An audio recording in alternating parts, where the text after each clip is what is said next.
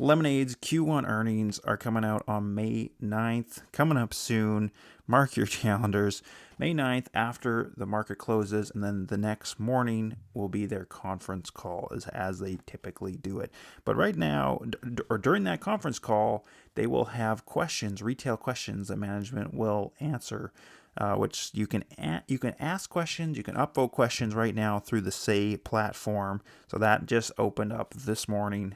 And so in this video, I'm going to show you the 3 questions I asked and explain why I hope these get answered. Shout out to you guys too. I polled you guys on Twitter or asked you what should be asked by retail investors and got a lot of great responses there that helped inspire some of the questions I asked. So the first question I asked is, would Lemonade release loss ratios on a product-by-product basis? It would give a lot more granularity to investors and give confidence that Lemonade's underwriting and AI is or can be an advantage as products mature.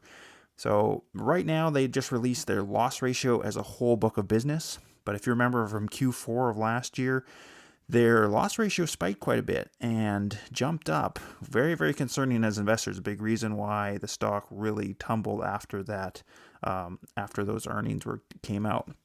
And management basically said, when asked about it, they basically said it was due to the mix of some of its newer products taking on a higher percentage of the overall book of business, but also those newer products just having higher loss ratios themselves than the more mature products like a renters that they've had for a longer period of time.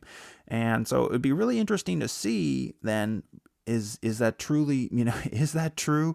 Is renters as a whole really trending downwards and continuing to stay down? Are other newer products also their loss ratios trending down over time? Can you kind of see that historical pattern? If they pulled that apart on a product by product basis, showed us for each product maybe an overall loss ratio and then every single product loss ratio over a span of time, be super helpful and give a lot of confidence to investors that maybe their AI systems are actually working and are actually driving down the loss ratios of each product over time. Because, for example, they're one of their older products, like the renter's insurance, that used to had super high loss ratios at one point. If you go back several years before they IPO'd, I think it was like over 300% loss ratios, and that trended down significantly over time. So it'd be really interesting again to see that product by product basis and give us a glimpse into their AI capabilities. Next question I asked was, there's been very little insider buying even as the market cap nears the value of cash and liquid assets.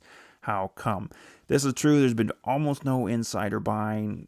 As investors, we need to know why that is. I did speculate on that in a previous video. I was thinking, could just be personal reasons. I looked at especially Daniel and Shai, the 2 co-founders of the company. The vast majority of their net worth is probably in Lemonade, and they did sell some shares automatically, sort of algorithmically triggered by a 10b5-1 plan as the stock went on a massive rise. But I'm going to guess still most of their net worth is in Lemonade, so they maybe don't even have that much cash available to be buying large amounts more of stock, but still kind of concerning. You see there's no purchases, so maybe it's personal reasons, but still maybe that's not a great answer. Maybe it's a 10b5-1 plan that also maybe it's very restrictive plan that prevents them from buying at these levels or for a certain long period of time. Not sure. Maybe it's the Metro Mile acquisition. Somebody else pointed out to me that could be. Maybe it's something in that acquisition that's preventing management from making purchases. Whatever the reason is or reasons are, it'd be helpful for them to touch on this. I think we're going to get this question answered because I know many people, I think, will be upvoting this question, are curious for the answer.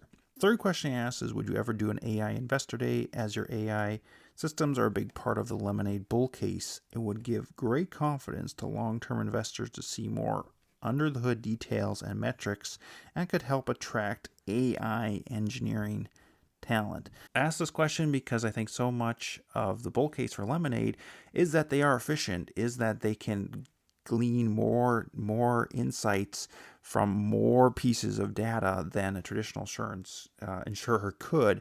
So it's really important that we as investors actually feel confident that this really is the case, that their AI, their systems are more efficient. They can actually get better underwriting insights. So if they could reveal more information to investors, again, I think would be through a sort of an investor AI day for Lemonade would be really, really helpful. And I do think as well, that's a very, very competitive engineering field. So, especially for people that are really brilliant or really top talent in that field. So, if their systems really are interesting, if they are really inspiring, what they're working on really is inspiring, this would be also a great way to attract top talent. So those are my questions. I'll put a link down below where you can upvote these questions. If you're interested, would appreciate that. So hopefully we can get some of these answered.